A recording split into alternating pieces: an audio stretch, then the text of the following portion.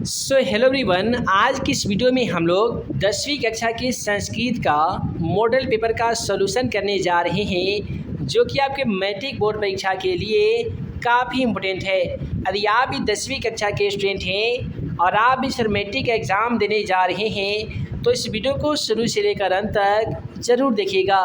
तो चलिए फ्रेंड्स, बिना समय गवाएं आज का पहला सवाल क्वेश्चन नंबर 1 को देख लेते हैं। दोस्तों, पहला सवाल क्वेश्चन नंबर 1 में पूछा गया है, भासस्य कति नाटकानि लभन्ते। महर्षि भास के द्वारा कर्णभार नाटकम यानी कर्णस्य दानवीरता पाठ का जो वर्णन आपके पाठ्य पुस्तक में किया गया है, ये किसका हिस्सा है? ये एकादश का है, द्वादश का है, त्रयोदश का है या चतुर्थ का है? तो आपके पाठ्य पुस्तक में रचित कहानी जिसका नाम है कर्णस्य दानवीरता, तो उसमें महर्षि भास बता देते हैं कि यह नाटक 13वें भाग का हिस्सा है, यानी त्रयोदश क्वेश्चन का सही जवाब ऑप्शन सी होगा। आइए उसके बाद में अगला सवाल क्वेश्चन 2 को देखते हैं। क्वेश्चन 2 कहता है, कर्ण पुमज्ञ इत्यर्थता भवति। तो यहाँ पे क्वेश्चन का सही जवाब समीपम गत्वा हो जाएगा, यानी समीप जाकर हो जाएगा। अगला सवाल कहता है, शक्र क अस्ति, यानी शक्र जो है वो कौन थे? देखिए क्वेश्चन 3 का सही जवाब यहाँ पे ऑप्शन सी हो जाएगा। आपके पाठ्य पुस्तक कर्णस्य दानवीरता पाठ में शक्र इंद्र भगवान बने हुए हैं और कवच और कुंडल पाने के लिए वे वामन का वेश धरकर किसके पास जाते हैं दोस्तों? तो वे जाते हैं दानवीर कर्ण के पास।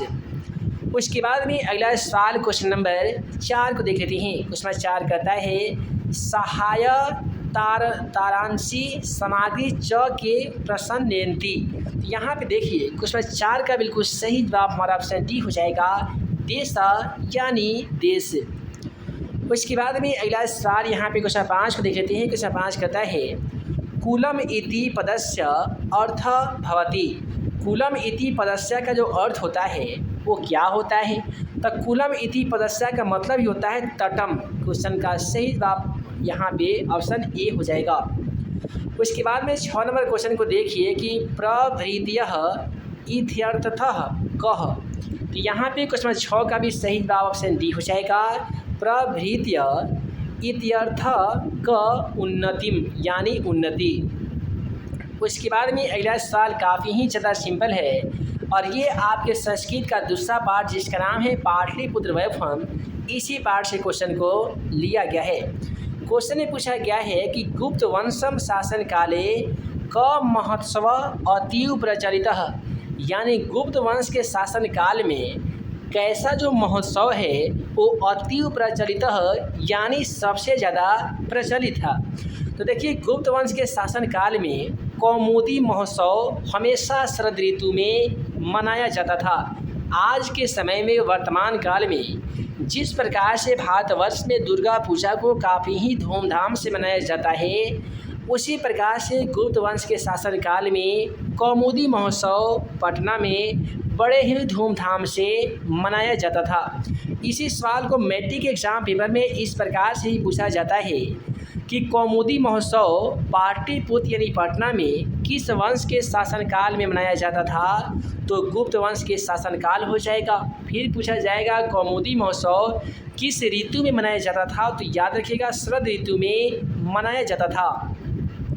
उसके बाद में आइए अगला सवाल क्वेश्चन 8 को देख लेते हैं। क्वेश्चन 8 क्या कहता है, पटना इति नाम कस्यात् शब्दात् निर्गतः। पटना का जो नाम है वो किस शब्द से निर्गतः यानी लिया गया है? तो क्वेश्चन 8 का सही जवाब ऑप्शन ए हो जाएगा। पाटलिपुत्र वैभवम पाठ में बताया गया है कि पतन एक शब्द था जहाँ पे पटना में बड़े से बड़े फूलों की क्यारियाँ लगाई जाती थी। उस समय पटना का नाम फूलपुर, तो कहीं पे कुशोपुर भी देखने को मिलता था। तो पतनम शब्द से ही पटना का निर्माण हुआ। तो क्वेश्चन का सही जवाब ऑप्शन ए होगा जी, पतनम।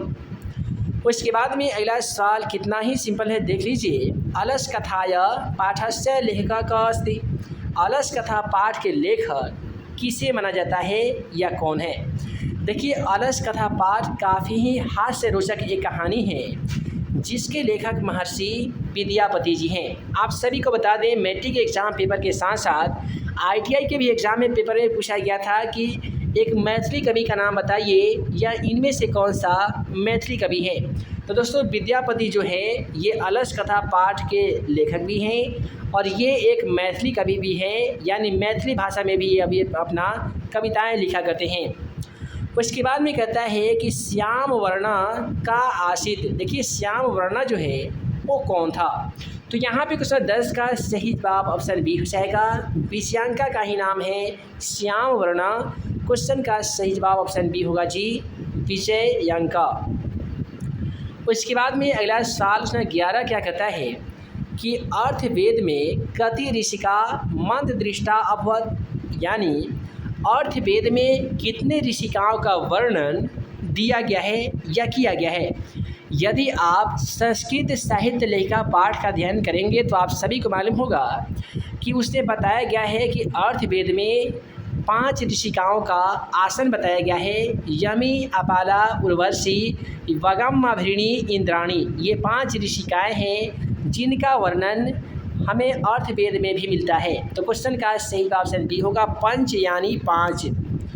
उसके बाद में अगला सवाल क्वेश्चन नंबर 12 को देख लेते हैं। क्वेश्चन 12 क्या कहता है, वेदा नतासु शील न प्रायः कस्या वर्णम लभते, यानी वह कौन ऐसी स्त्री थी जिसका वर्णन महाभारत में भी मिलता है। तो उसी पाठ में बताया गया है कि सुलभा। देखिए भात महिमा जो पाठ है, तो भात महिमा पाठ में भात का वर्णन करते हुए कवि बताते हैं कि सुलभा नामक जो एक स्त्री है इसका वर्णन महाभारत में भी मिलता है। उसके बाद में अगला सवाल क्वेश्चन नंबर अब हम लोग 13 को देख लेते हैं। देखिए क्वेश्चन 13 क्या कहता है, शिष्यस्य यानी शिष्य का प्रथम क्षौर कर्म कुत्र भवति। शिष्य का जो सबसे पहला क्षौर क्रम जो होता है वो कहाँ पे होता है। तो यहाँ पे क्वेश्चन 13 का राइट ऑप्शन बी हो जाएगा। शिष्य यानी छात्र छात्राओं का सबसे पहला क्षौर कर्म गुरु गृह में होता है, यानी शिक्षक के घर में होता है। उसके बाद में कहता है कि शिक्षा वसाने गुरु शिष्यान कुत्र प्रेष्यति। शिक्षा वसाने गुरु शिष्यान कुत्र प्रेष्यति। तो यहाँ पे क्वेश्चन 14 का राइट ऑप्शन डी हो जाएगा, स्वगृहम यानी अपने ही घर में। उसके बाद में अगला सवाल क्वेश्चन 15 कर्मवीर कथा नामक पाठ से लिया गया है और काफ़ी ही मज़ेदार ये भी कहानी है। कहता है कि कर्मवीर कथा कौस्य कथा अस्ति। कर्मवीर जो कथा है ये कैसी कथा है या किसका कथा है। देखिए कर्मवीर कथा पाठ में एक दलित पुरुष है जिसका नाम है राम प्रवेश राम। इसी के बारे में एक कथा यानी कहानी का वर्णन किया गया है। तो यहाँ पे क्वेश्चन का सही जवाब ऑप्शन बी हो जाएगा। कर्मवीर कथा पाठ में किसका वर्णन है, तो राम प्रवेश राम का है। यह कैसा था, ये दलितस्य, यह एक दलित बालक था। उसके बाद में अगला सवाल क्वेश्चन नंबर 16 को देख लेते हैं। देखिए क्वेश्चन 16 क्या कहता है कि मिथिलायाम मंत्री कह। दोस्तों यदि आप पाटलिपुत्र वैभवम पाठ को बारीकी से पढ़ेंगे तो उसे बताया गया है कि मिथिलायाम ये अलस कथा पाठ से क्वेश्चन लिया गया है। उसे बताया गया कि मिथिला का जो मंत्री था वो वीरेश्वर था, जो काफ़ी ही दानशील था। जितने भी आलसी पुरुष हुआ करते थे सभी आलसियों को रहने के लिए एक अलसशाला का निर्माण कराया था, जिसे बहुत सारे धूर्त लोग यानी आलसी का भेष धरकर भोजन और वस्त्र ग्रहण करने लग गए थे, जिससे भोजन और वस्त्र में काफ़ी ही कमी आने लगने के कारण वहाँ के मंत्री का एक सुझाव था कि ऐसा किया जाए, आलसियों की पहचान करने के लिए अलसशाला में आग लगा दी जाए, जिससे बनावटी आलसी पलायन हो जाएंगे और जो शेष आलसी बच जाएंगे उसे ही भोजन और वस्त्र को आदान प्रदान किया जाएगा। तो मिथिला का मंत्री कौन था दोस्तों, तो ये वीरेश्वर था। उसके बाद में मैथिली कवि कौन। देखिए यहाँ पे क्वेश्चन आ भी गया, पिछले वाले क्वेश्चन में ही हम आप सभी को बता दिए थे कि महर्षि विद्यापति जो हैं यह एक मैथिली कवि हैं और इनके द्वारा आपके पाठ्य पुस्तक में रचित कहानी जिसका नाम है अलस कथा पाठ है। उसके बाद में अगला सवाल क्वेश्चन नंबर 18 को देख लेते हैं। देखिए 18 क्या कहता है कि नीतिकार कम रिपुप्रम मन्यते है, यानी नीतिकार किसे रिपु मानते हैं। तो यहाँ पे बताया गया है कि नीतिकार जो हैं आलस को रिपु यानी शत्रु मानते हैं। तो क्वेश्चन का सही जवाब आलस्यम हो जाएगा, यानी आलस हो जाएगा। उसके बाद में कहता है कि व्याघ्रपति कथायाम कस्य दुष्परिणामः प्रकटितः, यानी अलस कथा पाठ जो है ये किसके दुष्परिणाम का वर्णन इस पाठ में किया गया है। तो आप सभी को मालूम होगा कि व्याघ्रपति कथा का मतलब होता है कि बाघ और पथिक का कथा। तो इस पाठ में पथिक नामक एक लालची युवक लालच में पड़कर सोने का कंगन हासिल करने के क्रम में बाघ के द्वारा उसकी हत्या कर दी जाती है और लोभ लालच में पड़कर उसकी मृत्यु हो जाती है। तो कहता है कि व्याघ्रपति कथा कस्य दुष्परिणाम प्रकटितः, व्याघ्रपति कथा पाठ किसके दुष्परिणामों को प्रकट करता है, तो लोभस्य यानी लोभ के बारे में इस कहानी में बताया गया है। उसके बाद में कहता है पशु पक्षी कथानाम मूल्यम केषां शिक्षार्थ भवति, पशु पक्षी कथानाम मूल्यम केषां शिक्षार्थ भवति। तो यहाँ पे क्वेश्चन 20 का सही जवाब ऑप्शन ए हो जाएगा, मानवानाम यानी मनुष्यों का। उसके बाद में कहता है कि व्याघ्रस्य हस्ते किम आसीत्, यानी व्याघ्र के हाथ में क्या था। अभी हम आप सभी को बताए हैं व्याघ्रपति कथा पाठ में बाघ के हाथ में सोने का कंगन था। तो सोने का कंगन को संस्कृत की भाषा में स्वर्ण कंगनम कहा जाता है। तो क्वेश्चन नंबर 21 का सही जवाब ऑप्शन सी होगा, स्वर्ण कंगनम यानी सोने का कंगन। उसके बाद में कहता है कि अस्माकम यानी हमारा, कर्तव्य रूपेण किम वर्तते, यानी हमारा जो कर्तव्य है ये किस प्रकार से और किसके स्वरूप क्या होना चाहिए। तो क्वेश्चन नंबर 22 का सही जवाब ऑप्शन ए हो जाएगा, हमारा जो कर्तव्य है भारतम प्रति भक्तितः, यानी भारत के प्रति भक्ति होनी चाहिए।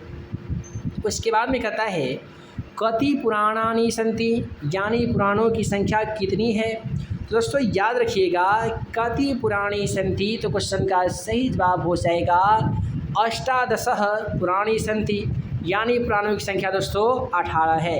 याद रखिए वेदों की संख्या 4 है, वेदांगों की संख्या 6, संस्कारों की संख्या 16 और पुराणों की संख्या 18 हो जाता है। अगला सवाल कहता है धृतराष्ट्रस्य प्रश्नस्य उत्तरम कौ ददाति, धृतराष्ट्र जो प्रश्न पूछते हैं नीति श्लोका पाठ में उनके समुचित उत्तर कौन देते हैं, तो उनका पूरे के पूरे उत्तर महर्षि विदुर देते हैं। क्वेश्चन का सही जवाब ऑप्शन ए होगा। उसके बाद में क्वेश्चन 25 करता है मंदाकिनीघम कृते किम संबोधनम अस्ति, मंदाकिनी नदी में किसका संबोधन किया गया है। तो देखिए यहाँ पे क्वेश्चन 25 का ना सही जवाब ऑप्शन ए हो जाएगा, सुरसरी। मंदाकिनी नदी को यहाँ पे बारे में वर्णन प्रभु श्री रामचंद्र और सीता माता एक साथ करते हैं। जहाँ पे मंदाकिनी नदी के शोभा के बारे में वर्णन महर्षि वाल्मीकि के द्वारा एक मंदाकिनी वर्णन पाठ आपकी पाठ्य पुस्तक में लिखा गया है। तो यहाँ पे गंगा तो नदी नहीं बताया गया, लेकिन गंगा को सुरसरी कहते हैं। क्वेश्चन का राइट आंसर ऑप्शन ए हो जाएगा। तो ये दोस्तों वीडियो लंबी ना हो, जिस कारण मैं इस वीडियो को यहीं पे एंड करता हूँ। आशा है आज का वीडियो आप सभी को पसंद आया हो तो वीडियो को लाइक कीजिएगा, अपने दोस्तों में भी शेयर कीजिएगा। नए होंगे चैनल पे तो चैनल को सब्सक्राइब कर ही लीजिए, ताकि ऐसे ही आने वाली हर 10वीं कक्षा का वीडियो आप सभी को मिल सके और आप हमारे द्वारा बनाए गए तमाम VVI क्वेश्चन का वीडियो सबसे पहले देख सकें। तो ये दोस्तों हम जल्द मिलेंगे अगले वीडियो में नए VVI क्वेश्चन के साथ। तब तक के लिए आप सभी को वीडियो देखने के लिए बहुत बहुत धन्यवाद।